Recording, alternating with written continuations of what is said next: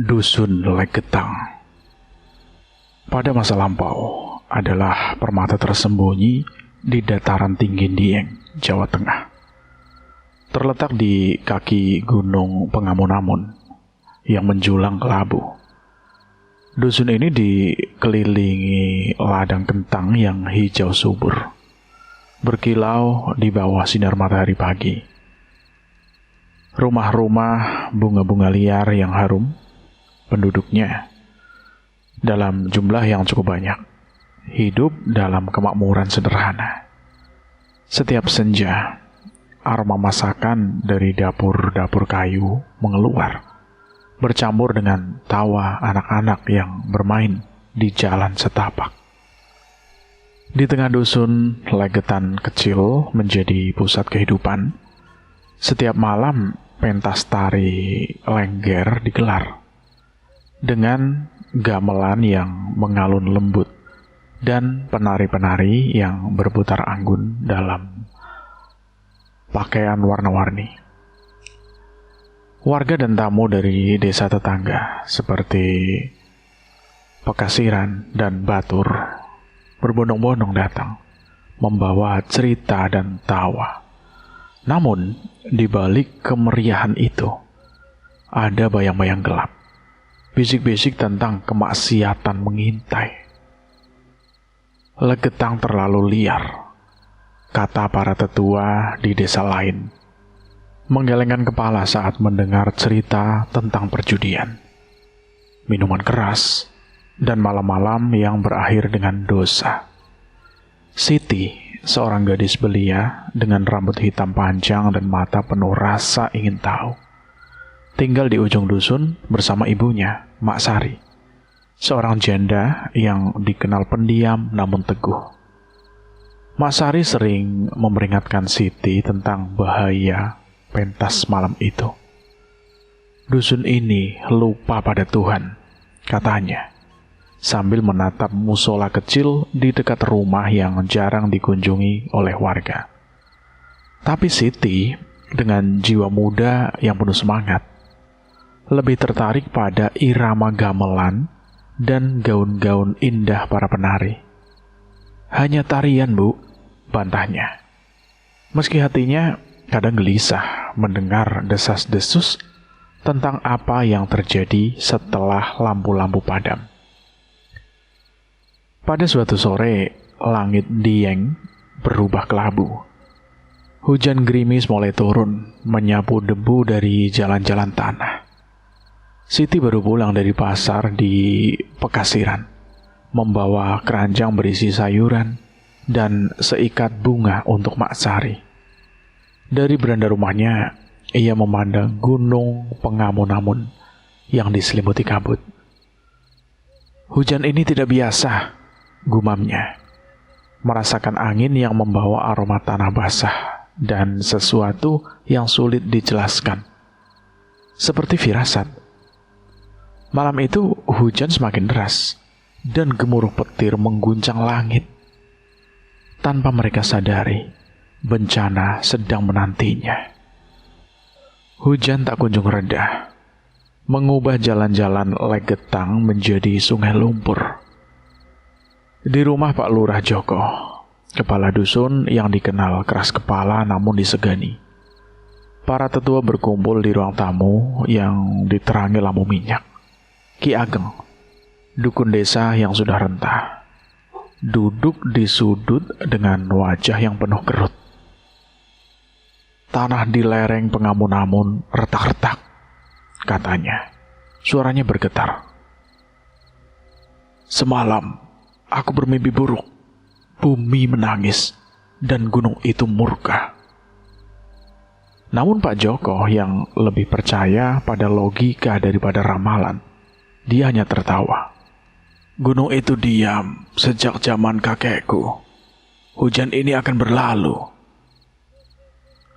Di lapangan tengah dusun, pentas Lengger tetap berlangsung, seolah menantang amukan alam. Penari-penari berputar di bawah tenda darurat. Kain-kain mereka berkibar di terpa angin.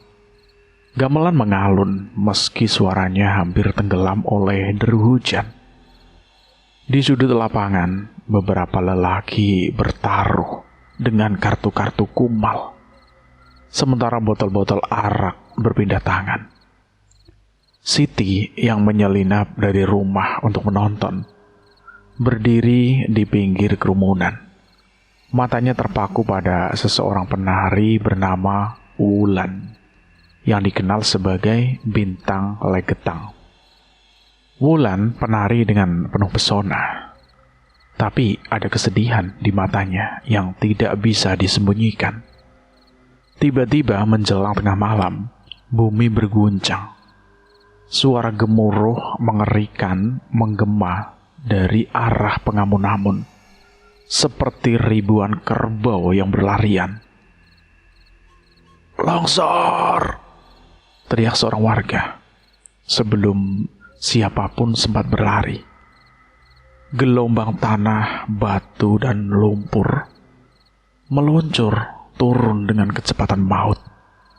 Dalam sekejap, rumah-rumah kayu runtuh, lapangan lenyap, dan seluruh dusun terkubur di bawah material setinggi beberapa tombak. Siti yang baru saja kembali ke beranda rumahnya hanya sempat memeluk Mak Sari sebelum kegelapan menelannya.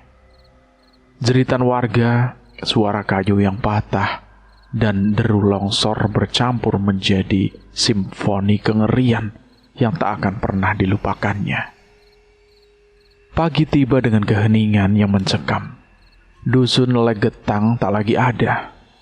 Yang tersisa hanyalah hamparan lumpur coklat, bebatuan besar, dan sisa-sisa kayu yang terserak. Gunung Pengamun-amun berdiri megah di kejauhan, seolah tak peduli pada kehancuran yang ditimbulkannya. Kabar bencana menyebar cepat ke Pekasiran dan Batur, dan tim penyelamat segera bergerak. Namun pada masa itu, mereka hanya membawa cangkul, sekop, dan tenaga tangan, jauh dari cukup untuk menembus tumpukan longsor yang luas. "Evakuasi di rumah Pak Lurah dulu," perintah seorang petugas dari Banjarnegara. Mereka menduga petinggi dusun, yang rumahnya terbuat dari kayu, lebih kokoh, mungkin masih hidup. Berjam-jam mereka menggali, tapi yang ditemukan hanya puing-puing dan kehampaan. Banyak warga Legetang dari beberapa tamu dari desa lain dinyatakan tewas, meski jumlah pastinya sulit dipastikan, karena sebagian besar tubuh tidak pernah ditemukan. "Ini bukan bencana biasa," bisik seorang penyelamat, mengingat cerita tentang kemaksiatan Legetang. "Ini azab."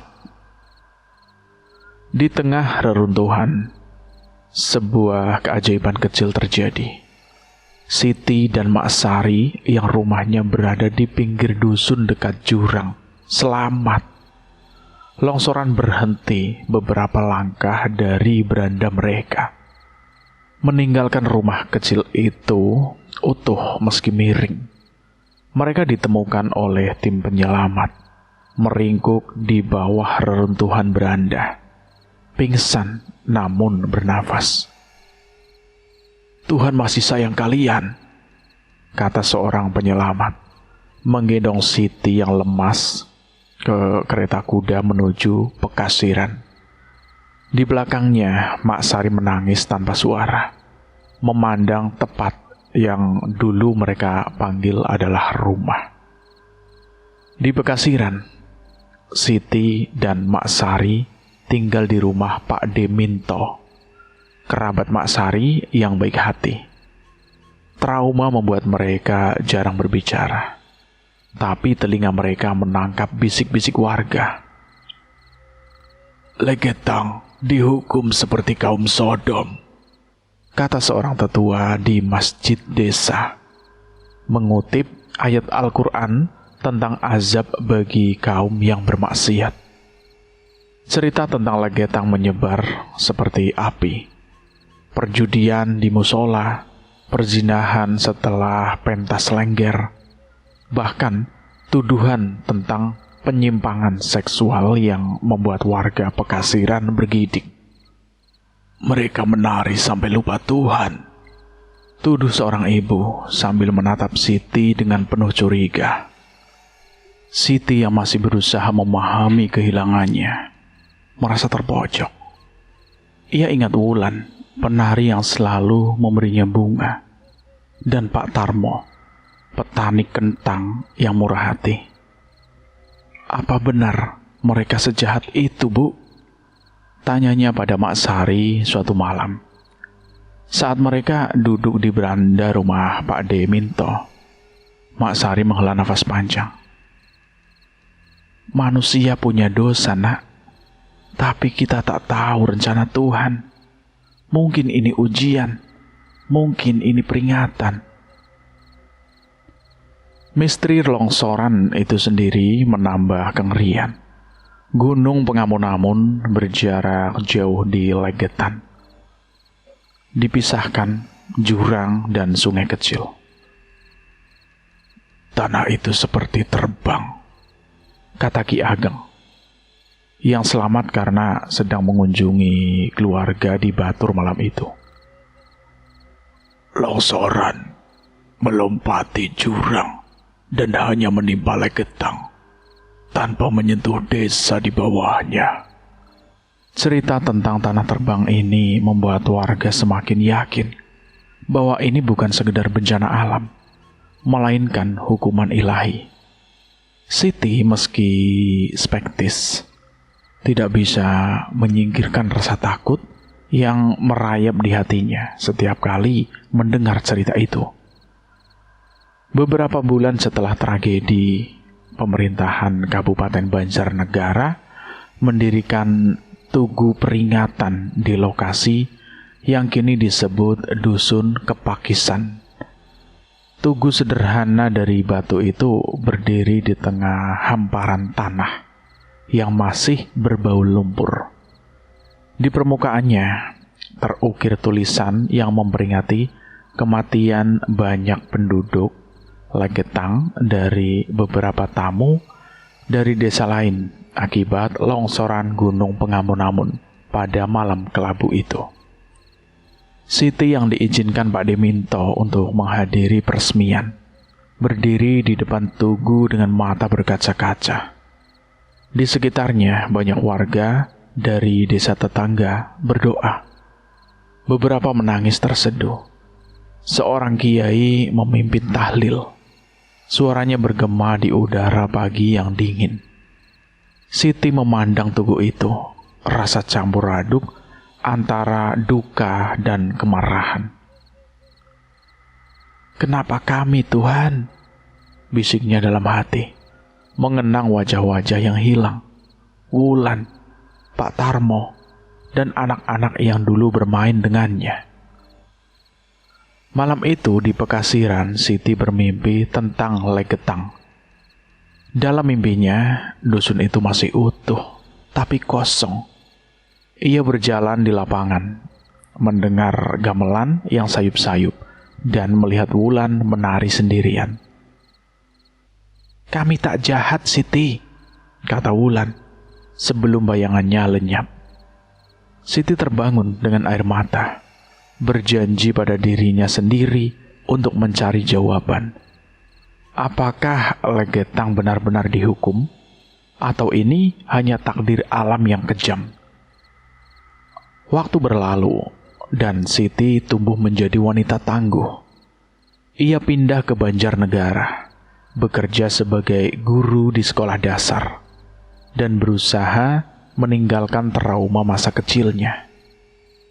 Mak Sari, yang kini uzur dan tinggal bersamanya, sering bercerita tentang Legetang, tentang kebaikan warga, ladang-ladang hijau, dan juga kesalahan yang tak bisa dielakkan. "Kita semua punya dosa, Nak.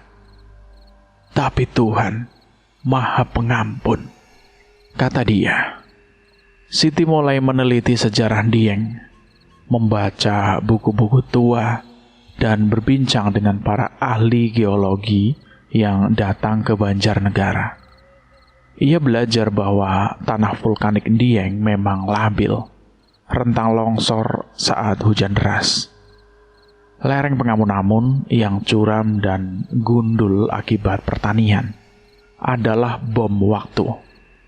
Ini bukan azab, kata seorang geolog muda bernama Mas Darmo yang menjadi teman Siti. Ini soal alam yang kita abaikan.